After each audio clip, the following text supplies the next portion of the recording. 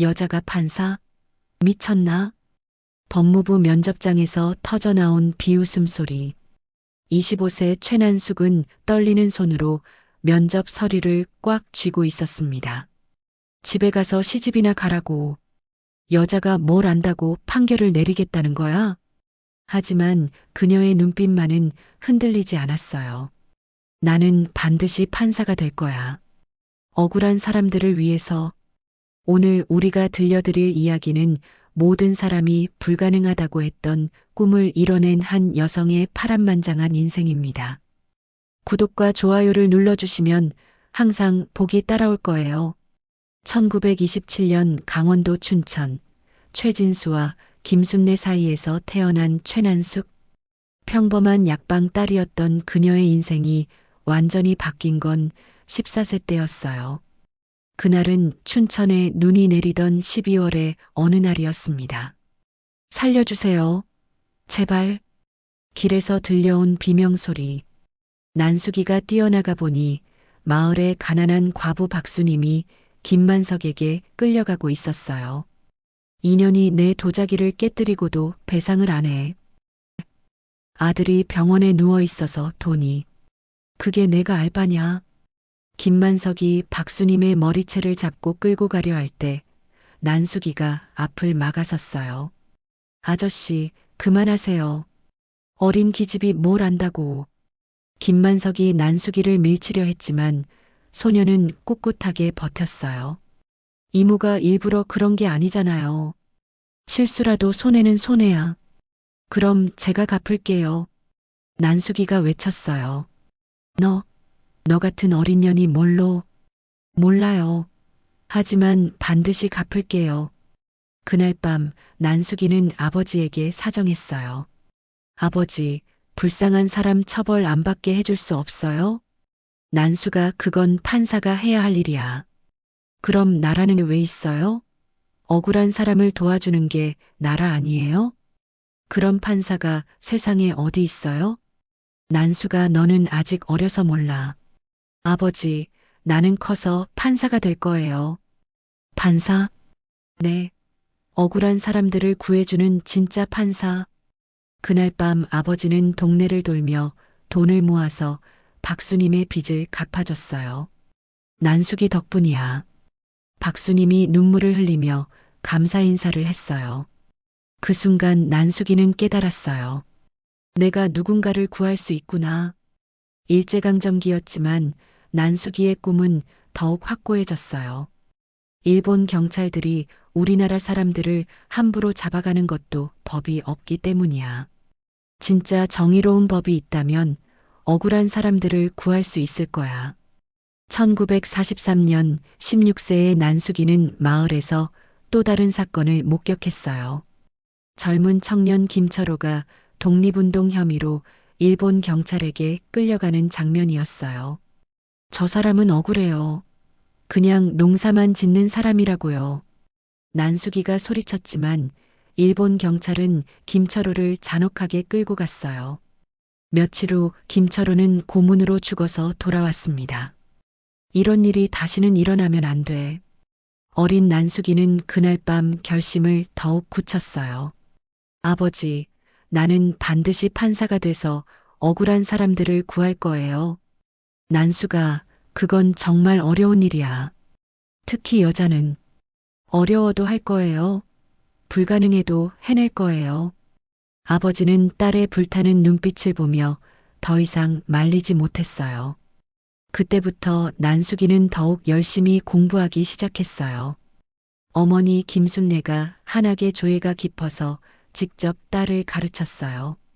난수가 법을 배우려면 먼저 사람의 마음을 알아야 해. 사람의 마음요? 그래. 법조문만 달달 외운다고 좋은 판사가 되는 게 아니야. 사람이 왜 그런 행동을 했는지, 어떤 마음이었는지 이해할 수 있어야 해. 어머니의 가르침은 난숙이의 평생 철학이 되었어요. 1945년 광복과 함께 난숙이의 꿈에도 희망이 보이기 시작했어요. 1946년 서울대 법학과 입학. 120명 중 여학생은 단 3명. 난숙이는 매일 차가운 시선과 싸워야 했어요. 여자가 법학과에서 뭘 하겠다고? 어차피 졸업하면 시집 갈 텐데. 여자 머리로 어려운 법을 이해할 수나 있을까? 남학생들의 비아냥거림이 계속되었어요. 하지만 난숙이는 굴복하지 않았어요. 오히려 남학생들보다 더 열심히 공부했어요. 새벽 5시에 일어나서 밤 12시까지 도서관에서 공부했어요. 그 결과 첫 학기 시험에서 전체 1등을 했어요. 여자가 1등을 했네? 정말 대단하다.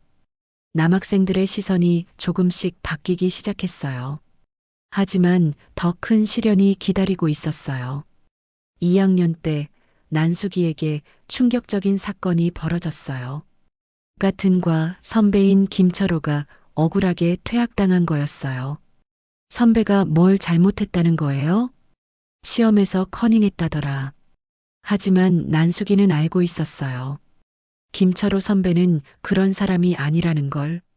성실하고 정직한 사람이었거든요. 난숙이는 직접 진실을 파헤치기 시작했어요. 시험 감독관들을 만나보고 같은 교실에 있던 학생들을 인터뷰했어요. 며칠간의 조사 끝에 충격적인 사실을 발견했어요. 진짜 범인은 교수의 아들인 다른 학생이었고 김철호 선배가 누명을 쓴 거였어요. 그 학생이 아버지의 권력을 이용해서 죄를 다른 사람에게 뒤집어 씌운 거였죠. 교수님, 진실을 밝혀주세요. 난숙이가 교수실로 달려갔어요. 뭐라고? 내 아들이? 증거가 있어요. 난숙이가 조사한 자료들을 보여줬어요. 하지만 교수는 오히려 화를 냈어요. 여학생이 주제도 모르고 지금 당장 나가. 교수님, 이건 정의의 문제예요. 나가라고. 난숙이는 절망했어요. 법을 가르치는 사람도 이런데 세상에 진짜 정의는 없는 건가? 하지만 포기하지 않았어요. 다른 교수들을 찾아가고 학생들에게 도움을 청했어요. 우리가 진실을 밝혀야 해요. 억울한 선배를 그냥 둘 수는 없어요. 난숙이의 열정에 감동한 학생들이 하나둘 도움을 주기 시작했어요. 마침내 3개월 후 진실이 완전히 밝혀졌어요. 교수의 아들이 커닝을 했다는 증거가 확실해졌고 다른 교수들도 더 이상 묵인할 수 없었어요. 김철호 선배는 복학했고 진짜 범인이 퇴학 처분을 받았어요. 난수가 정말 고마워. 김철호 선배가 눈물을 흘렸어요. 내가 아니었으면 평생 억울하게 살았을 거야. 그 순간 난숙이는 더욱 확신했어요. 내가 바른 길을 가고 있구나. 이 사건 이후 난숙이는 학교에서 정의의 여신이라는 별명을 얻게 되었어요. 억울한 일이 있으면 학생들이 난숙이를 찾아왔어요. 난숙아, 이 문제 좀 해결해줘. 우리 난숙이가 해결해 줄 거야. 하지만 난숙이는 자만하지 않았어요. 아직 갈 길이 멀어. 진짜 판사가 되어야 더 많은 사람들을 구할 수 있어. 1950년 6월 25일 한국전쟁 발발. 대학 4학년이던 난숙이의 인생도 완전히 바뀌었어요. 수업은 중단되었고 많은 학생들이 고향으로 돌아갔어요. 하지만 난숙이는 서울에 남아서 피난민들을 도왔어요. 피난길에서 난숙이는 끔찍한 장면들을 목격했어요. 우리 아이를 찾아주세요. 한 여인이 울부짖고 있었어요. 부대가 후퇴하면서 아이들을 데리고 갔다고 해요. 그럼 어디로 갔는지 모르겠어요. 아무도 알려주지 않아요. 7살 딸을 잃은 박영희 씨였어요. 전쟁의 혼란 속에서 아이가 실종된 거였어요. 난숙이는 그 자리에서 결심했어요. 나라도 나서자. 전쟁 중인데도 난숙이는 헤어진 가족들을 찾아주는 일을 시작했어요. 부대 본부를 찾아가고 피난민 수용소를 뒤지고 적십자에 문의하고 매일 아침부터 밤까지 뛰어다녔어요. 하지만 쉽지 않았어요. 여학생이 여기서 뭐 하는 거야? 위험하니까 그만 가라. 군인들도 공무원들도 상대해주지 않았어요. 하지만 난숙이는 포기하지 않았어요. 제발 도와주세요. 어머니가 아이를 찾고 있어요. 이 명단 좀 봐주세요. 끈질기게 부탁하고 또 부탁했어요. 2주일이 지나고 한 달이 지나고 드디어 소식이 왔어요. 부산의 한 고아원에서 박영희 씨의 딸을 찾았다는 거였어요. 정말, 정말 우리 아이예요. 3개월 만에 모자 상봉. 그 순간 주변 사람들이 모두 울었어요. 이 언니가 찾아준 거야. 대단해. 이 소문이 퍼지면서 더 많은 사람들이 난숙이를 찾아왔어요. 우리 남편도 찾아주세요. 실종된 아버지를 찾아주세요. 형을 찾아주세요. 난숙이는 밤낮 없이 뛰어다녔어요. 부산, 대구, 광주, 전국을 다니면서 헤어진 가족들을 찾았어요. 때로는 기차비가 없어서 걸어서 가기도 했어요. 때로는 굶으면서도 계속 찾았어요. 1951년까지 1년간 난숙이가 찾아준 헤어진 가족이 무려 847명. 최난숙 누나는 천사야. 정말 대단한 사람이야. 전쟁 중에도 희망을 만들어낸 거였어요. 하지만 난숙이에게는 더 큰 꿈이 있었어요. 지금은 한 사람 한 사람 찾아주지만 판사가 되면 더 많은 사람들을 한꺼번에 도울 수 있을 거야. 전쟁이 소강 상태에 접어들자 난숙이는 다시 학업에 매진했어요. 1951년 서울대 법학과를 수석으로 졸업했어요. 전쟁 중에도 공부를 놓지 않았던 결과였어요. 졸업식에서 총장이 말했어요. 최난숙 학생은 학업뿐만 아니라 전쟁 중에 인도주의를 실천한 모범적인 학생입니다. 하지만 정작 중요한 건 이제부터였어요. 여자가 판사가 되는 것, 그건 정말 불가능에 가까운 일이었거든요. 1952년 25세의 최난숙은 판사 임용시험에 도전했어요. 시험장에 들어서자마자 시선이 쏠렸어요. 여자가 있네? 여자가 판사 시험을 보다니. 장난하는 건가? 120명의 응시자 중 여성은 난숙이 혼자뿐이었어요. 하지만 난숙이는 당당했어요. 필기시험 결과가 발표되었어요. 난숙이의 점수는 1차, 2차 총 합산해 전체 1등이었어요. 여자가 1등을 했다고? 정말 대단하네. 면접시험에서도 완벽한 답변을 했어요. 헌법 정신에 대해 설명해 보시오. 헌법은 모든 국민이 평등하다고 명시하고 있습니다. 성별, 나이, 출신에 관계없이 모든 사람이 법 앞에서 동등한 대우를 받아야 합니다. 면접관들도 감탄했어요. 하지만 결과는 불합격. 왜요? 제 점수가 1등이었잖아요. 종합적인 판단이야. 어떤 부분이 부족했는지 알려주세요.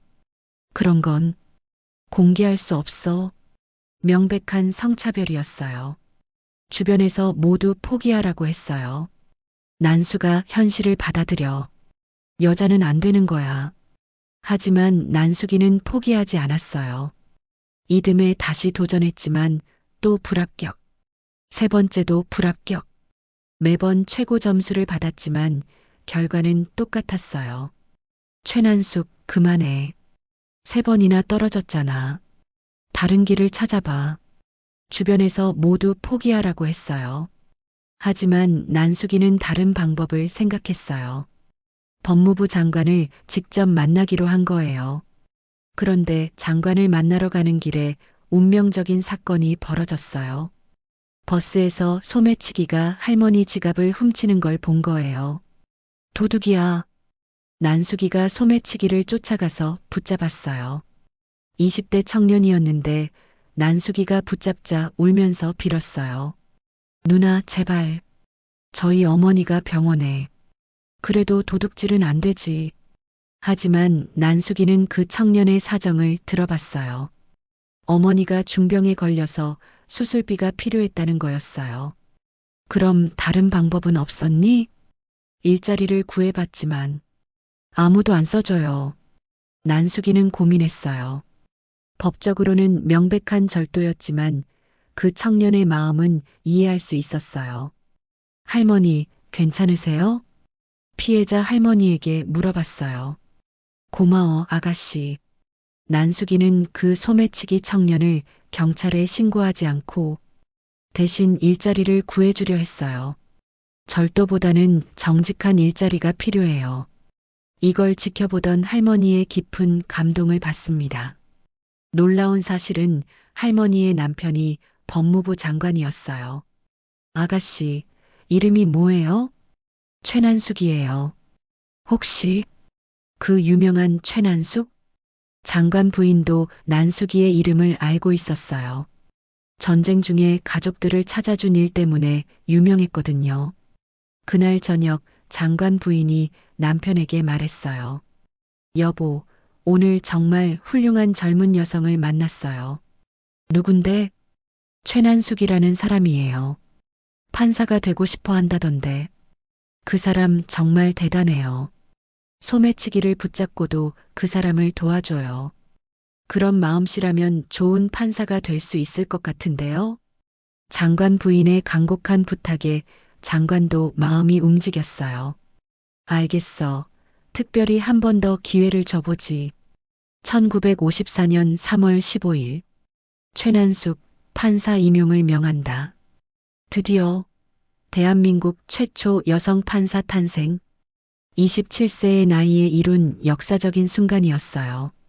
임용식에서 법무부 장관이 말했어요. 최난숙 판사는 뛰어난 실력뿐만 아니라 훌륭한 인품을 갖춘 분입니다. 앞으로 많은 국민들에게 희망이 되어줄 것이라 기대합니다. 하지만 정작 난숙이는 긴장했어요.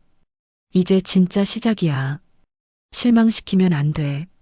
첫 근무지는 부산지방법원이었어요. 하지만 진짜 시련은 이제부터였어요. 첫 출근 날. 정말 여자네. 저런 어린 여자가 판결을 내린다고? 제대로 할 수나 있을까? 법원 직원들의 시선이 차가웠어요. 서기관 박철수가 대놓고 무시했어요. 여자 판사라니. 세상이 정말 이상하게 돌아가네. 사건 서류 정리도 제대로 할 수 있을까? 다른 판사들도 마찬가지였어요. 최 판사, 처음이니까 쉬운 사건부터 맡으시오. 복잡한 건 우리가 처리할 테니까. 하지만 난숙이는 굴복하지 않았어요. 아니에요. 어떤 사건이든 최선을 다하겠습니다. 첫 재판날. 방청석이 구경꾼들로 가득 찼어요. 여자 판사 구경하러 왔어. 제대로 할 수나 있을까? 웃기겠네. 첫 번째 사건은 할아버지의 빵 절도 사건. 70세 할아버지 김순돌 씨가 빵 3개를 훔친 단순한 사건이었어요. 피고인, 빵 3개를 훔친 게 맞습니까? 네. 죄송합니다. 할아버지의 목소리가 떨렸어요. 왜 훔쳤습니까? 할아버지가 울먹이며 대답했어요. 손자가 3일째 굶고 있어서. 달리 방법이. 방청석이 술렁였어요. 법적으로는 명백한 절도였어요. 다른 판사들 같았으면 벌금형이나 구류를 선고했을 거예요. 하지만 난숙이는 달랐어요. 할아버지의 눈물을 보며 마음이 아팠어요. 잠시 휴정하겠습니다. 휴정 시간에 난숙이는 빵집 사장을 불렀어요. 사장님, 할아버지 사정이 너무 안타깝네요. 그래도 도둑질은 도둑질이죠. 법적으로는 맞습니다. 하지만 제가 빵값을 대신 내드릴게요. 네, 판사님이. 빵집 사장도 감동했어요. 아니에요, 그냥. 할아버지만 앞으로 안 그러시면 돼요. 그리고 할아버지한테 일자리가 필요하시면 연락 주세요. 재판이 재개되었어요. 피고인은 무죄입니다. 방청석이 술렁였어요. 무죄라고? 빵 훔쳤는데 무죄? 난숙이가 설명했어요. 법은 정의를 위해 존재합니다. 굶주린 손자를 위한 할아버지의 마음까지 범죄로 만들 수는 없습니다. 다만 앞으로는 어려운 일이 있으시면 다른 방법을 찾으시기 바랍니다. 그리고 조용히 덧붙였어요. 할아버지, 앞으로 어려우시면 언제든 법원으로 오세요. 방청석에서 박수가 터져 나왔어요. 와, 정말 다른 판사네. 마음이 따뜻해. 김순돌 할아버지는 눈물을 흘리며 인사했어요. 판사님, 정말 감사합니다. 그날 오후 빵집 사장이 할아버지에게 일자리를 제안했어요. 할아버지, 우리 가게에서 청소 일하실래요? 정말요? 판사님이 부탁하셨어요. 첫 번째 사건이 이렇게 감동적으로 해결되면서 난수기의 소문이 퍼지기 시작했어요. 최난숙 판사의 소문이 부산 전체로 퍼지기 시작했어요. 엄마 잃은 세 남매 사건. 1955년 여름 교통사고로 엄마를 잃은 세 남매의 양육권 분쟁 사건이 들어왔어요. 친할머니와 외할머니가 서로 아이들을 데려가려고 다퉜어요. 법적으로는 친할머니가 우선권이 있습니다. 친할머니 측 변호사의 주장이었어요. 하지만 외할머니는 울면서 호소했어요. 저는 상관없어요. 그런데 아이들이 저희와 살고 싶다고 해요. 그건 아이들이 어려서 모르는 거야. 친할머니가 소리쳤어요. 법적으로는 친할머니가 우선권이 맞았어요. 하지만 난숙이는 직접 아이들을 만나봤어요. 8살 민수, 6살 영희, 4살 철수. 너희들은 누구랑 살고 싶어? 외할머니요. 왜? 외할머니가 더 따뜻해요. 친할머니는 어때? 무서워요. 맨날 화내세요. 난숙이는 더 자세히 조사해 봤어요. 친할머니는 경제적으로는 여유가 있었지만 성격이 까칠했어요. 외할머니는 가난했지만 아이들을 진심으로 사랑했어요.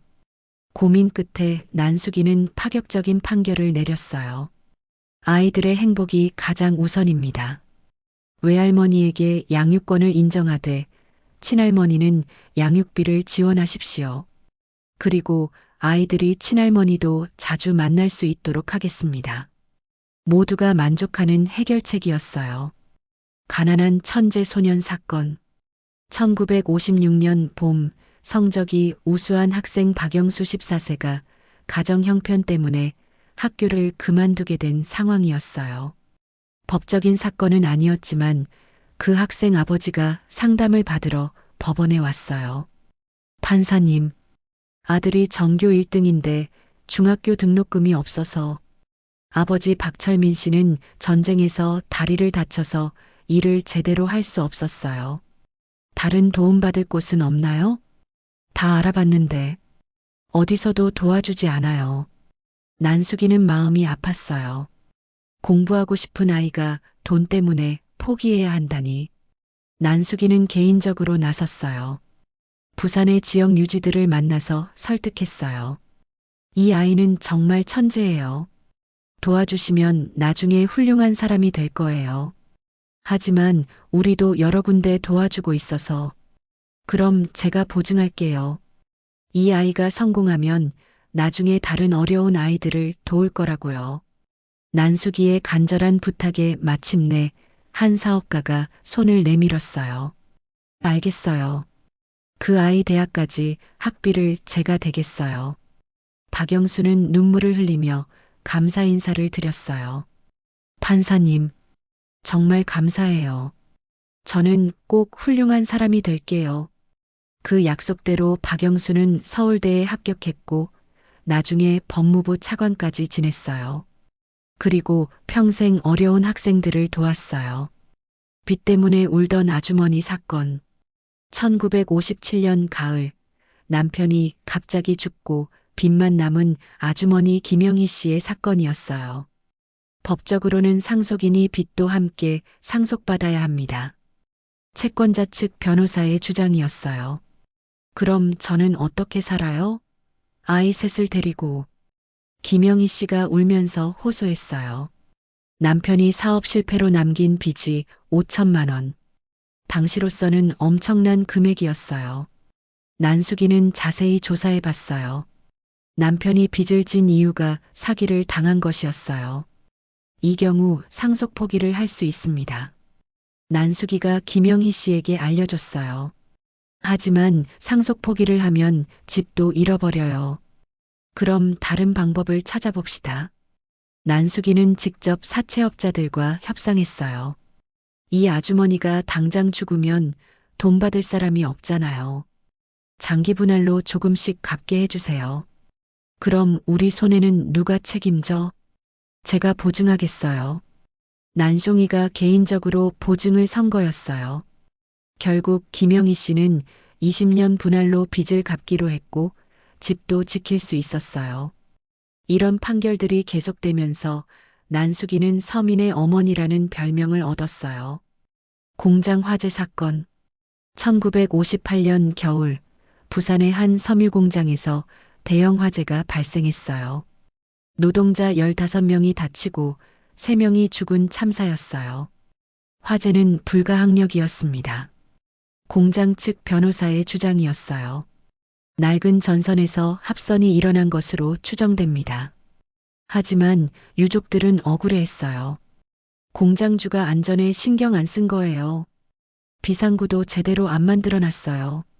난숙이는 직접 현장을 조사했어요. 정말로 비상구가 창고로 막혀 있었고 소화기도 제대로 없었어요. 전기시설도 수십 년 된 것을 그대로 쓰고 있었어요. 이건 명백한 안전수칙 위반입니다. 난숙이가 분노했어요. 공장주를 징역 5년에 처하고 유족들에게 1억 원씩 배상하도록 명령했어요. 당시로서는 파격적인 판결이었어요. 여자 판사가 이렇게 강하게 나올 줄이야. 공장주는 당황했어요. 하지만 그 공장주가 부산의 유력자였던 거예요. 시의원과 친분이 있는 사람이었죠. 최 판사 때문에 지역 경제가 어려워진다. 너무 독단적이야. 정치적 압박이 들어오기 시작했어요.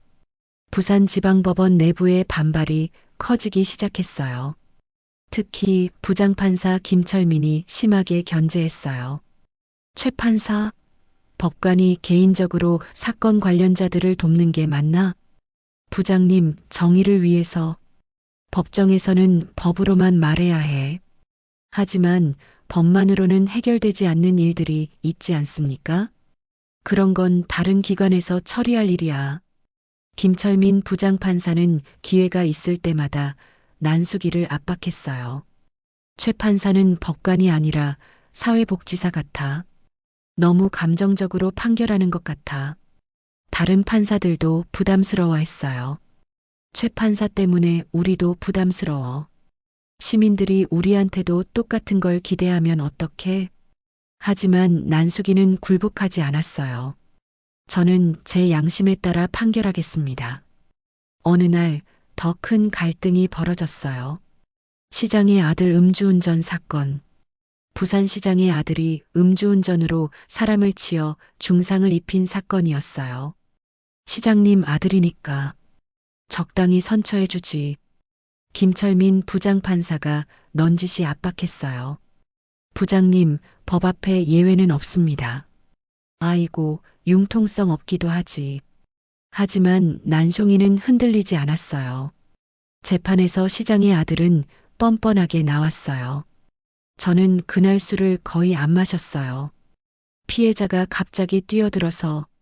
하지만 목격자들의 증언은 달랐어요. 완전히 취한 상태였어요. 신호등을 무시하고 달렸어요. 난숙이는 엄중하게 판결했어요. 피고인은 징역 2년에 처하고 피해자에게 5천만 원을 배상하라. 법정이 술렁였어요. 시장 아들한테 실형을 선고하다니. 그날 저녁 시장이 직접 법원을 찾아왔어요. 최 판사, 내 아들 일 좀 봐주면 안 되겠나? 시장님, 저는 법과 양심에 따라 판결했습니다. 자네도 부산에서 계속 살아야 할 텐데 너무 원칙적으로 하면 협박하시는 건가요? 협박이 아니라 충고지. 하지만 난숙이는 굽히지 않았어요.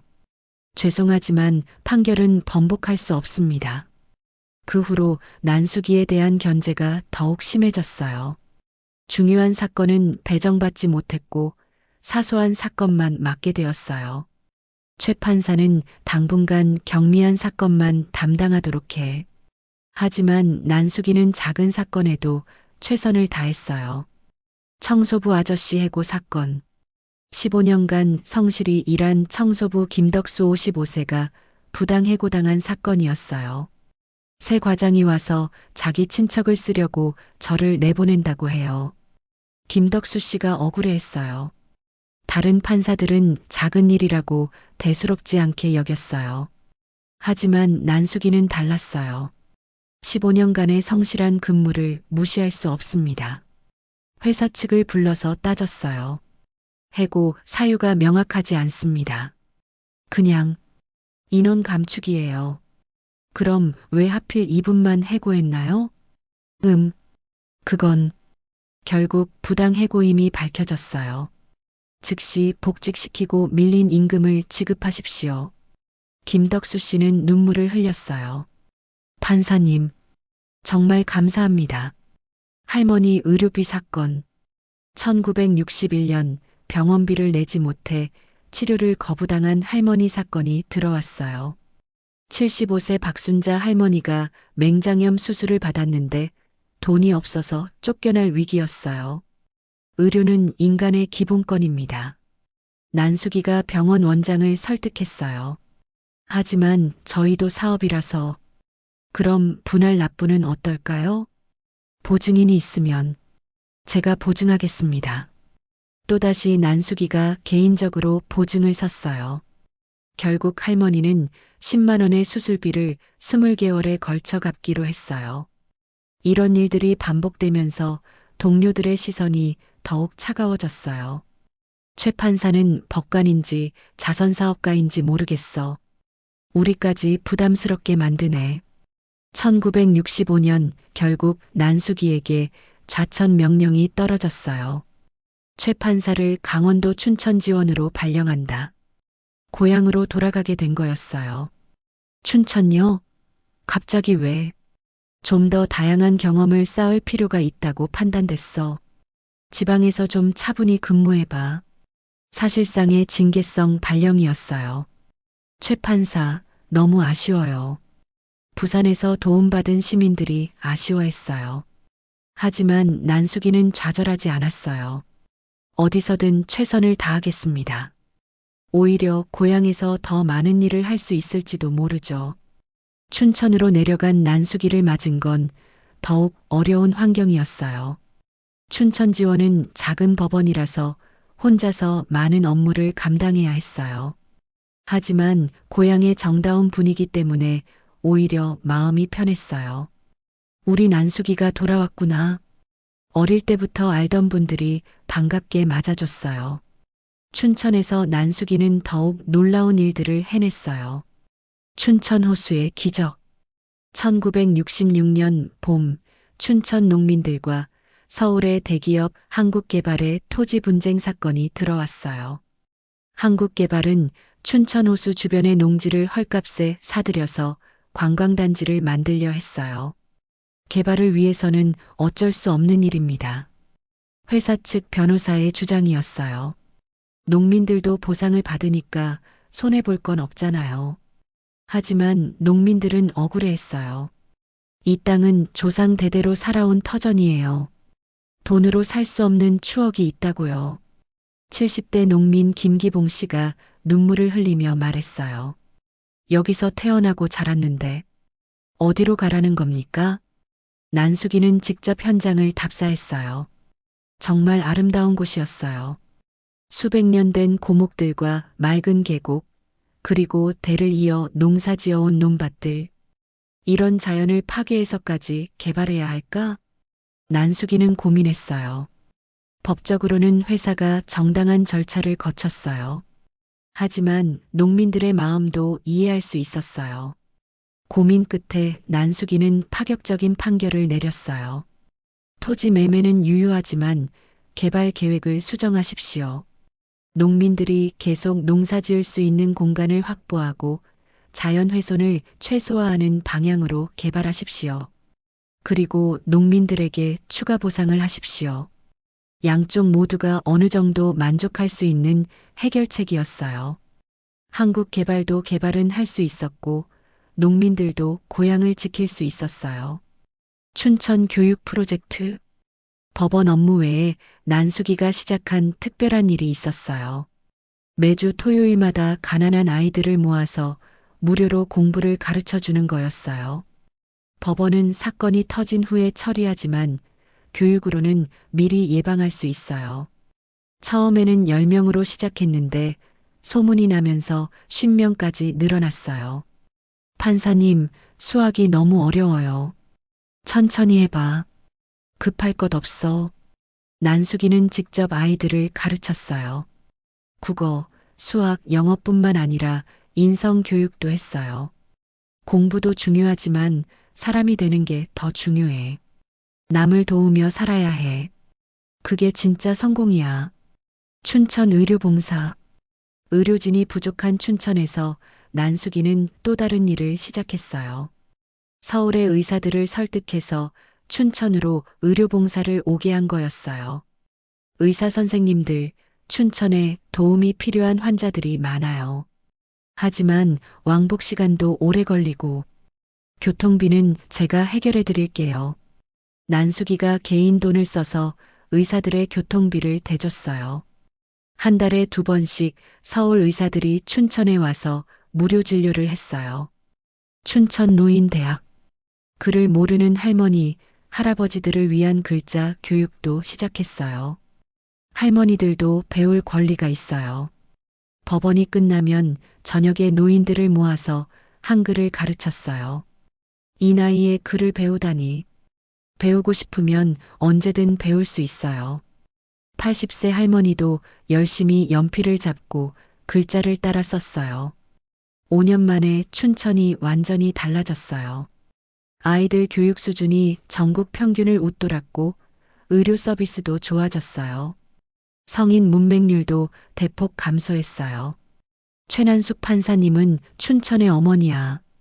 우리 춘천의 자랑이야. 시민들이 진심으로 존경했어요. 춘천시장이 찾아와서 감사 인사를 드렸어요. 판사님 덕분에 우리 춘천이 모범 도시가 됐어요.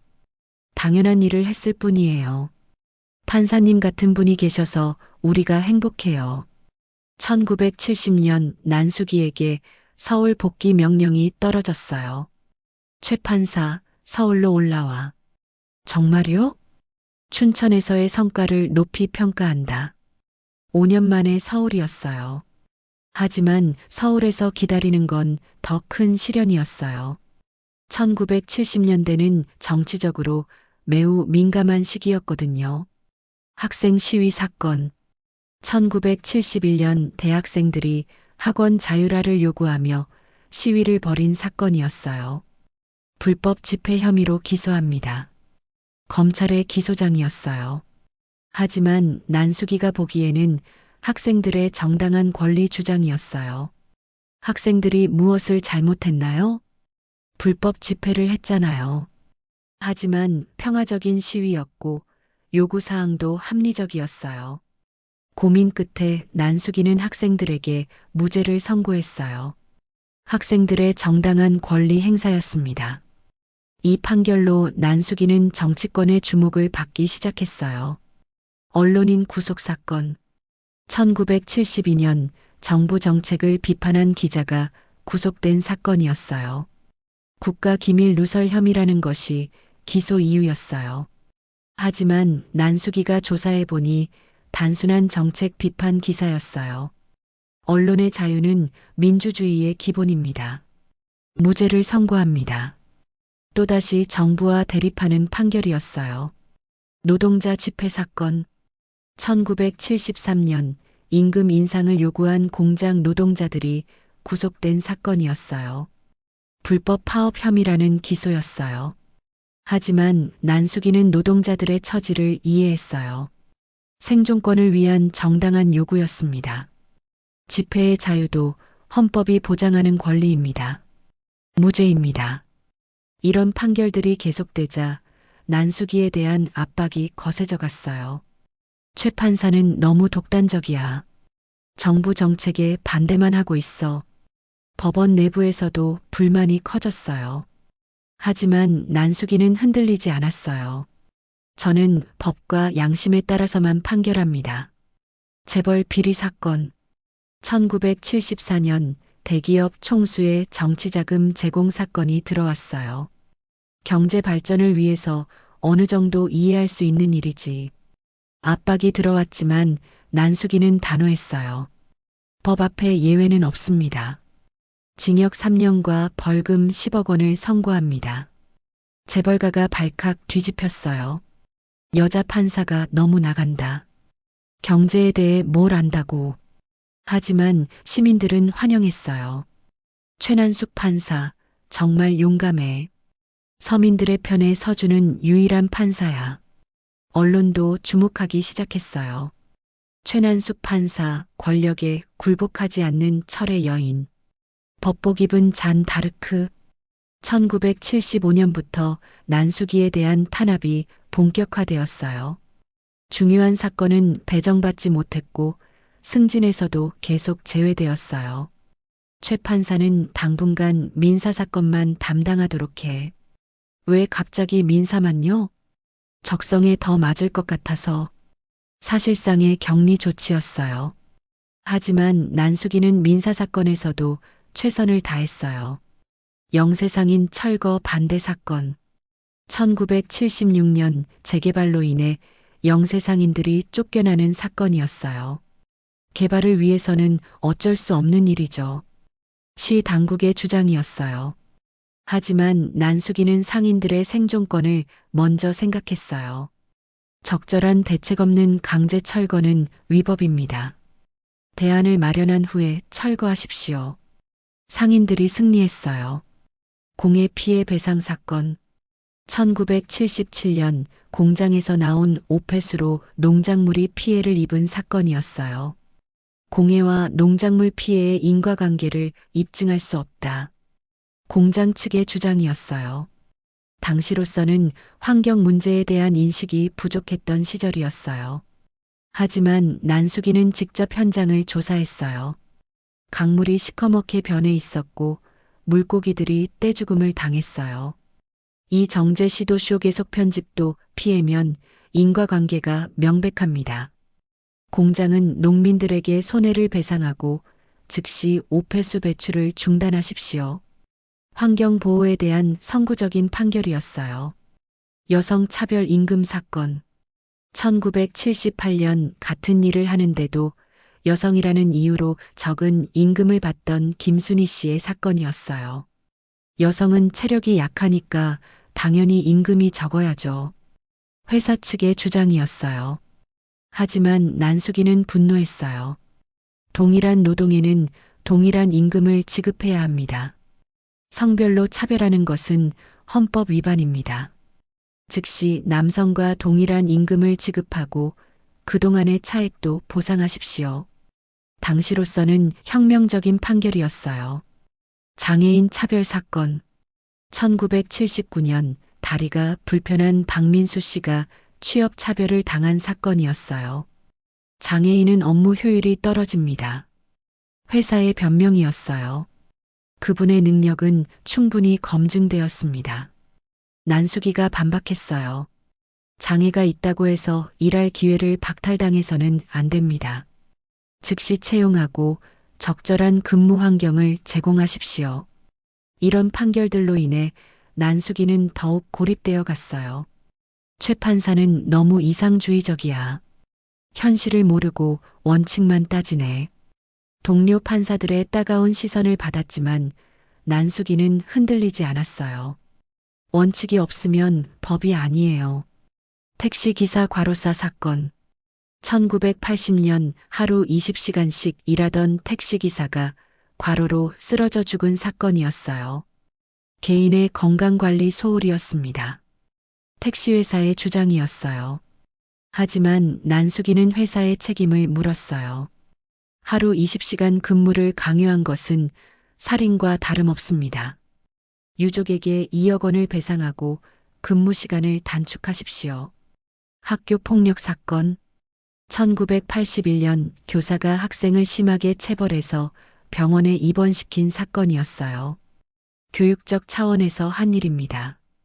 교사 측의 변명이었어요. 체벌도 정도가 있습니다. 난수기가 단호하게 말했어요. 교육이라는 명목으로 폭력을 정당화할 수는 없습니다.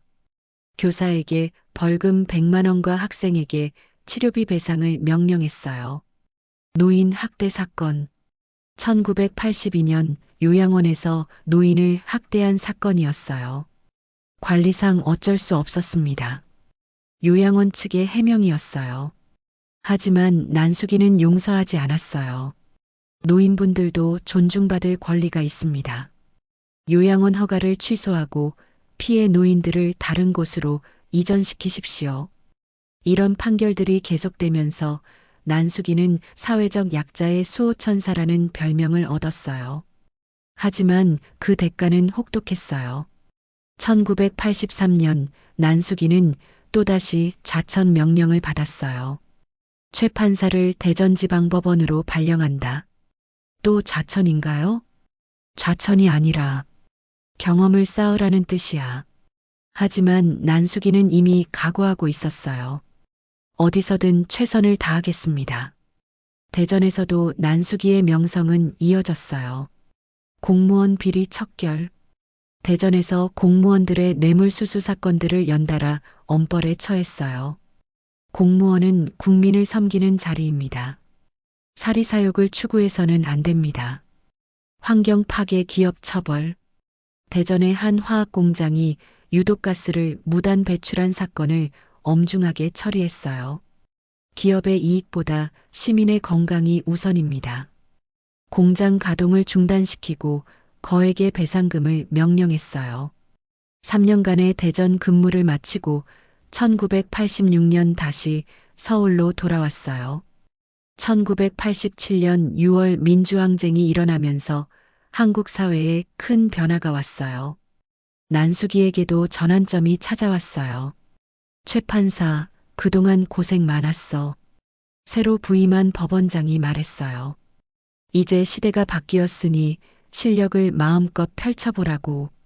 민주화 바람과 함께 난수기의 진가가 재평가받기 시작했어요. 과거사 정리 재심 사건.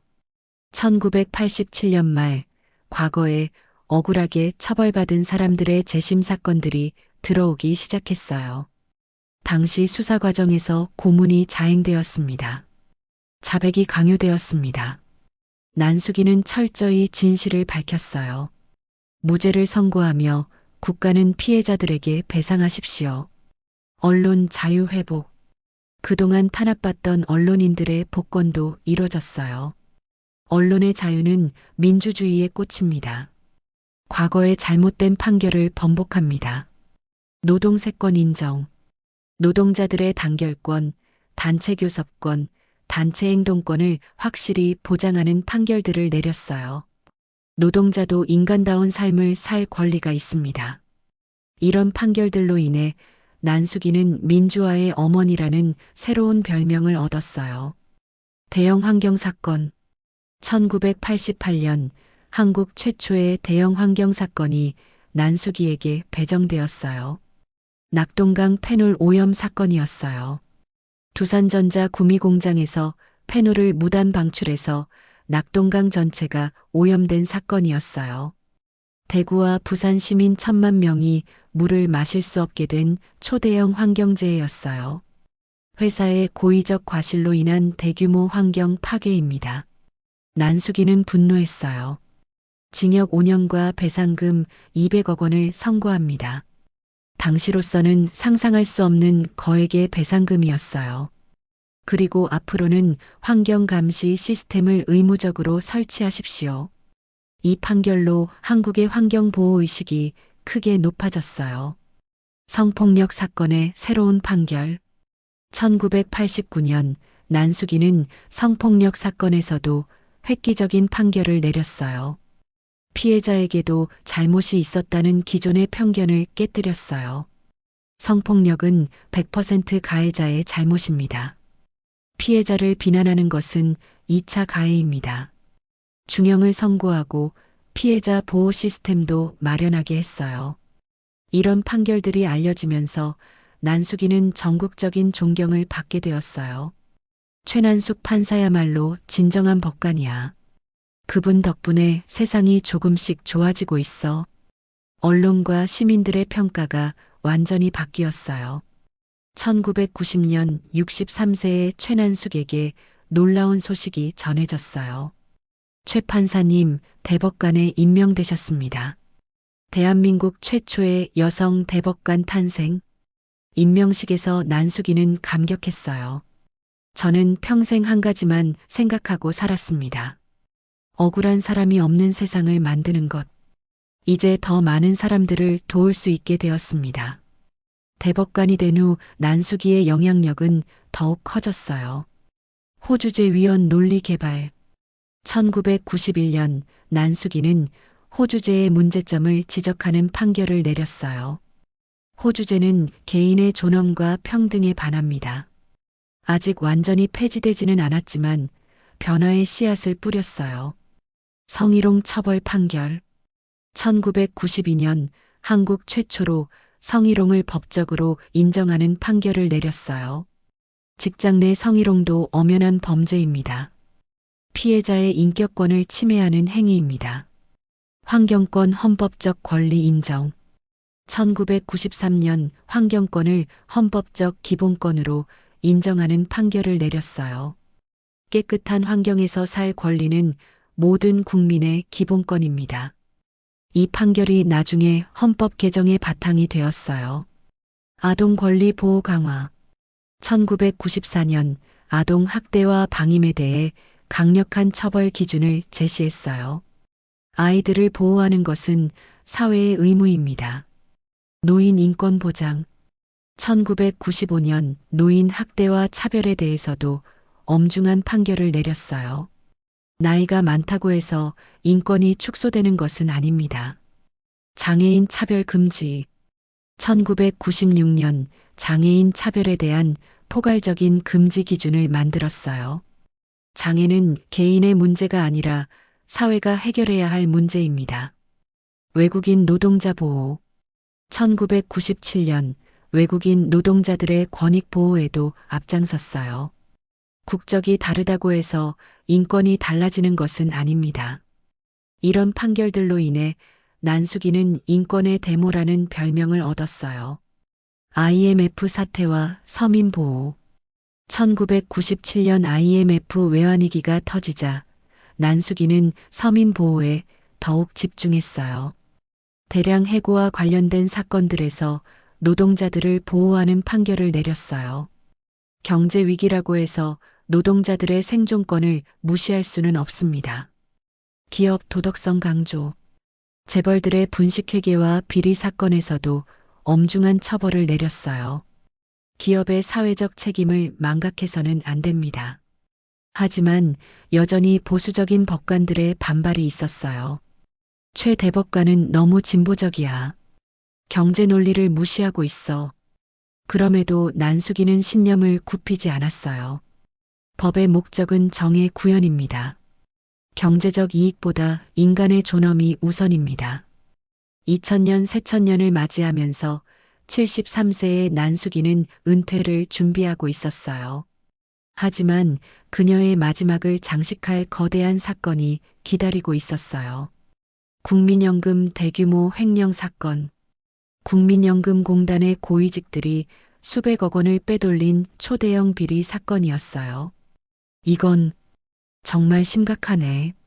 사건의 규모를 파악한 난숙이는 경악했어요. 국민들의 노후 자금 500억 원이 사라진 거였어요. 국가적으로 민감한 사안입니다. 정부에서 압박이 들어왔어요.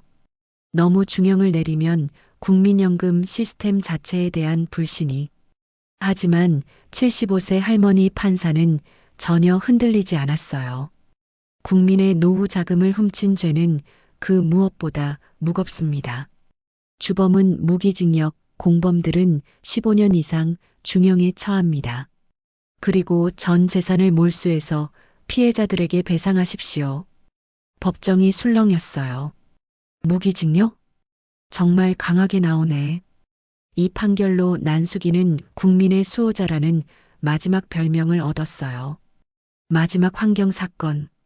2001년 새만금 간척사업과 관련된 환경사건이 들어왔어요. 개발과 환경보호가 첨예하게 대립하는 사안이었어요. 개발도 중요하지만 환경도 우리가 후세에 물려줘야 할 유산입니다. 신중한 검토 끝에 환경영향평가를 강화하는 조건부 허가 판결을 내렸어요. 은퇴 전 마지막 메시지. 2002년 은퇴식에서 난수기는 48년간의 판사 생활을 정리했어요. 48년간 판사로 살면서 저는 단 한 번도 제 양심을 속이지 않았습니다. 때로는 외롭고 힘들었지만 억울한 사람들을 위해 싸울 수 있어서 행복했습니다. 후배들에게 당부하고 싶은 것은 단 하나입니다. 법전을 달달 외우는 것보다 사람의 마음을 읽으려고 노력하세요. 법은 완벽하지 않습니다. 하지만 여러분의 마음이 완벽하다면 불완전한 법도 완전한 정의를 만들어낼 수 있습니다. 전국의 법조인들이 기립박수를 보냈어요. 많은 사람들이 눈물을 흘렸어요. 은퇴 후에도 난수기의 활동은 멈추지 않았어요. 서민을 위한 무료 법률 상담소. 2003년 75세의 나이에도 난수기는 무료 법률 상담소를 열었어요. 가난한 사람도 법의 보호를 받을 권리가 있어요. 매일 아침 9시부터 저녁 6시까지 할머니가 직접 상담했어요. 할머니, 이제 쉬셔야 하는 거 아니에요? 나를 찾는 사람이 있는 한 쉴 수 없어요. 하루에 30명씩 1년에 1만 명이 넘는 사람들이 도움을 받았어요. 감옥 방문과 인간 회복. 매주 감옥을 방문해서 수감자들과 대화했어요. 여러분도 다시 시작할 수 있어요. 한 수감자가 물었어요. 판사님, 저 같은 죄인도 용서받을 수 있을까요? 물론이에요. 진심으로 뉘우치고 새 출발하면 누구든 새로운 사람이 될 수 있어요. 판사님은 왜 우리 같은 사람들을 도와주세요? 여러분도 누군가의 소중한 가족이잖아요. 많은 출소자들이 난수기의 도움으로 새 삶을 시작했어요. 청소년 상담과 희망 만들기. 비행 청소년들을 위한 상담소도 운영했어요. 이 아이들은 나쁜 게 아니에요. 사랑이 부족한 거예요. 17세 김철수가 물었어요. 할머니는 왜 우리를 포기하지 않아요? 너희들 속에도 좋은 마음이 있다는 걸 알거든. 정말요? 그럼 그 마음을 찾아서 키워나가면 돼. 철수는 나중에 사회복지사가 되어서 다른 청소년들을 도왔어요. 80세 기념 전국에 감사 인사. 2007년 80세 생일에 전국에서 축하 편지가 쏟아졌어요. 할머니 덕분에 새 삶을 살게 되었습니다. 할머니는 우리의 희망입니다. 진짜 어른이 계셔서 세상이 따뜻해요. 하지만 정작 난수기는 담담했어요. 아직 할 일이 많이 남았어요. 85세의 마지막 법정 출두. 2012년 85세의 난수기가 증인으로 법정에 출두하는 일이 있었어요. 50년 전에 자신이 도운 사람이 억울한 일을 당했다는 소식을 듣고 직접 나선 거였어요. 이분은 절대 그런 짓을 할 사람이 아닙니다. 85세 할머니의 증언에 법정이 숙연해졌어요. 결과는 무죄 판결. 할머니 덕분에 억울함을 벗었습니다. 90세의 지혜와 조언. 2017년 90세가 된 난수기는 여전히 정정했어요. 젊은 판사들이 찾아와서 조언을 구했어요. 할머니, 어떻게 하면 할머니처럼 될 수 있어요? 특별할 게 없어요. 그냥 사람을 사랑하는 마음만 있으면 돼요. 법조문도 중요하지만 그보다 더 중요한 건 사람의 마음이에요. 판결할 때마다 이렇게 생각해 보세요. 만약 내가 저 사람 입장이라면 어떨까? 마지막 인터뷰. 2020년 93세 생일을 맞은 난수기가 언론과 마지막 인터뷰를 했어요. 93년을 사시면서 가장 기억에 남는 순간은 언제인가요? 매번 억울한 사람을 구했을 때마다 행복했어요. 후회하는 게 있으신가요? 후회는 없어요. 다만, 더 많은 사람을 구하지 못한 게 아쉬워요. 젊은 법조인들에게 하고 싶은 말은 법은 도구예요. 중요한 건 그 도구를 어떤 마음으로 사용하느냐죠. 완전한 법은 없어요. 하지만 완전한 사랑은 있어요. 법의 부족한 부분을 사랑으로 채워나가세요. 코로나19와 마지막 봉사.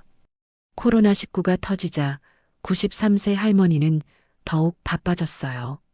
어려워진 사람들을 위해 개인 재산을 털어서 도움을 줬어요. 어려울 때일수록 서로 도와야 해요. 마스크가 부족했을 때는 직접 구해서 나눠줬어요. 생활이 어려워진 가정에는 생필품을 전달했어요. 마지막 상담. 2021년 94세에도 난숙이는 매일 상담을 계속했어요. 할머니, 이제 그만 쉬세요. 아직 나를 찾는 사람들이 있어요. 어느 날 마지막 상담자가 찾아왔어요. 20대 청년이었는데 억울한 일을 당해서 절망하고 있었어요. 할머니, 세상이 너무 불공평해요. 그래, 세상은 불공평해. 그래서 우리가 더 노력해야 하는 거야. 포기하고 싶어요. 포기하면 안 돼. 너 같은 좋은 청년이 포기하면 세상이 더 나빠져. 그럼 어떻게 해야 해요? 내가 받은 상처를 다른 사람에게 주지 마. 대신 다른 사람의 상처를 치료해줘. 그게 진짜 복수야. 그 청년은 나중에 변호사가 되어서 어려운 사람들을 도왔어요. 2022년 3월 15일 평안한 임종. 2022년 3월 15일 95세의 최난숙이 평안히 세상을 떠났어요. 마지막 순간까지 더 구해야 할 사람은 없을까? 라고 중얼거렸다고 해요. 임종을 지킨 간병인이 말했어요. 할머니는 마지막까지 다른 사람을 걱정하셨어요. 장례식에는 전국에서 수만 명이 몰려왔어요. 대통령부터 일반 시민까지 모든 계층의 사람들이 왔어요. 할머니 덕분에 새 삶을 살았습니다. 진짜 어른이 가셨습니다. 한국의 어머니가 떠나셨어요. 대통령이 직접 조사를 낭독했어요. 최난숙 대법관님은 평생을 억울한 사람들을 위해 헌신하셨습니다. 그분의 정의로운 정신은 영원히 우리와 함께할 것입니다. 최난숙이 세상을 떠난 후에도 그녀의 정신은 살아있어요. 춘천과 서울에 기념관 건립. 그녀의 고향 춘천과 서울에 기념관이 세워졌어요. 매년 수십만 명이 찾아와서 정의의 정신을 배워가요. 기념관에는 그녀가 남긴 마지막 메시지가 새겨져 있어요. 법은 완전하지 않다. 하지만 사랑은 완전하다. 전국 법원에 최난숙 정신이 새겨져 있어요. 억울한 자가 있는 한 우리의 싸움은 끝나지 않는다. 법과 양심에 따라 판결한다. 사람의 마음을 읽어라. 젊은 법조인들의 롤모델. 현재 활동하는 법조인들은 모두 최난숙을 본받으려 해요. 최난숙 할머니처럼 정의로운 판사가 되겠습니다. 할머니처럼 사람을 사랑하는 마음을 잃지 않겠습니다. 매년 3월 15일 정의의 날. 최난숙이 판사가 된 날인 3월 15일은 정의의 날로 지정되었어요. 전국에서 억울한 사람들을 돕는 행사가 열려요. 법학 교육의 혁신. 전국 법과대학에서 최난숙과 인간적 정의가 필수 과목이 되었어요. 법조문만 외우는 게 아니라 사람의 마음을 읽는 법을 배워요. 최난숙의 이야기는 한국을 넘어 전 세계로 퍼져나갔어요. 하버드 대학교에서 최난숙 모델을 연구하기 시작했고, 유엔에서는 그녀의 판결 사례들을 교육 자료로 활용하고 있어요. 저스터스 위드 하트 마음이 있는 정의라는 개념이 전 세계 법조계의 새로운 화두가 되었어요. 끝나지 않는 질문. 당신은 불의 앞에서 침묵하고 있습니까? 당신은 약자의 편에 서고 있습니까? 당신의 양심은 살아 있습니까? 사람의 마음을 읽으려고 노력하고 있습니까? 초등학교 장래희망 1순위가 최난숙 같은 판사가 되었어요. 전국에서 최난숙 장학금이 만들어졌어요. 어려운 형편의 학생들이 법학을 공부할 수 있도록 돕는 장학금이에요. 매년 1,000명의 학생들이 이 장학금으로 공부하고 있어요. 전국 주요 도시에 최난숙 무료 법률 상담소가 설립되었어요. 가난한 사람들도 법의 보호를 받을 수 있도록 도와주는 곳이에요. 연간 10만 명이 도움을 받고 있어요. 매년 정의 구현에 앞장선 법조인에게 주는 최난숙 정의상이 제정되었어요. 한국에서 가장 권위 있는 법조 분야 상으로 인정받고 있어요. 최난숙의 마지막 편지. 그녀가 세상을 떠나기 전에 남긴 마지막 편지가 공개되었어요. 사랑하는 후배들과 국민 여러분께 제가 이 세상을 떠나는 순간에도 어딘가에서는 억울한 일이 벌어지고 있을 겁니다.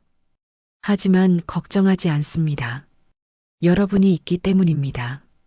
저는 95년을 살면서 한 가지 확신하게 되었습니다. 세상은 생각보다 좋은 사람들이 많다는 것입니다.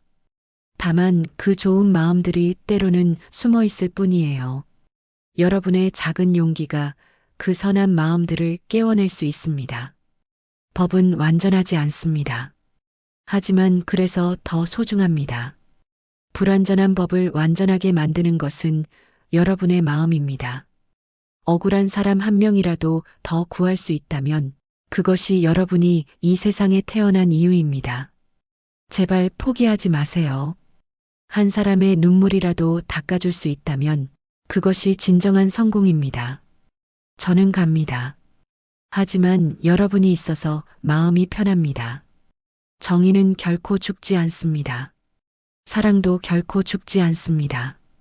여러분 속에서 계속 살아갈 것입니다. 고맙습니다. 사랑합니다. 최난숙 드림. 전설이 된 여인. 1927년 강원도 춘천의 작은 약방에서 태어나 1954년 대한민국 최초 여성 판사가 되고 2022년 95세로 생을 마감한 최난숙. 모든 사람이 불가능하다고 했던 꿈을 이뤄냈고 48년간 단 한 번도 양심을 속이지 않았으며 마지막까지 억울한 사람들의 편에 섰던 진정한 어른. 그녀의 이름 앞에는 언제나 수식어가 따라붙어요. 대한민국 최초 여성 판사, 서민들의 어머니, 정의의 상징, 인권의 데모, 국민의 수호자. 하지만 그녀가 가장 좋아했던 호칭은 따로 있었어요. 그냥 최난숙이라고 불러주세요. 겸손했던 그녀답게 끝까지 평범한 이름으로 불리길 원했던 거죠. 하지만 그 평범한 이름 안에 담긴 것은 평범하지 않은 위대한 정신이었어요. 오늘도 계속되는 이야기. 2024년 현재 최난숙이 떠난 지 2년이 지났지만 그녀의 영향은 더욱 커지고 있어요. 대한민국의 모든 법정에는 그녀의 정신이 살아 숨쉬고 있어요. 억울한 사람은 없는가? 약자의 편에 서고 있는가? 내 양심은 깨어 있는가? 이런 질문들이 매일 법정에서 울려 퍼지고 있어요. 그리고 그 질문에 답하려는 젊은 법조인들이 매일 탄생하고 있어요. 최난숙의 후예들, 그들이 오늘도 정의를 위해 싸우고 있어요. 마지막 메시지. 오늘도 대한민국 어딘가에서 억울한 일을 당한 사람이 하늘을 보며 외칠 거예요. 최난숙 할머니, 도와주세요. 그럼 하늘에서 할머니가 대답할 거예요. 걱정하지 마. 너희를 도와줄 사람들이 아직 많이 있어. 정말로 그래요. 지금도 전국의 법원에서, 검찰청에서, 변호사 사무실에서 최난숙의 정신을 이어받은 사람들이 열심히 일하고 있어요. 억울한 사람들을 위해서요. 약한 사람들을 위해서요. 정의를 위해서요. 영원한 약속. 최난숙 할머니가 우리와 약속했어요. 정의는 결코 죽지 않는다고. 사랑도 결코 죽지 않는다고. 그 약속은 지금도 지켜지고 있어요. 여러분의 마음속에서요. 법복을 입은 천사 최난숙. 그녀의 정신은 영원히 우리와 함께할 것입니다. 억울한 자들의 마지막 희망으로, 약자들의 든든한 버팀목으로, 정의의 영원한 등불로. 끝까지 들어주셔서 감사합니다. 구독, 좋아요는 큰 힘이 됩니다. 행복하세요.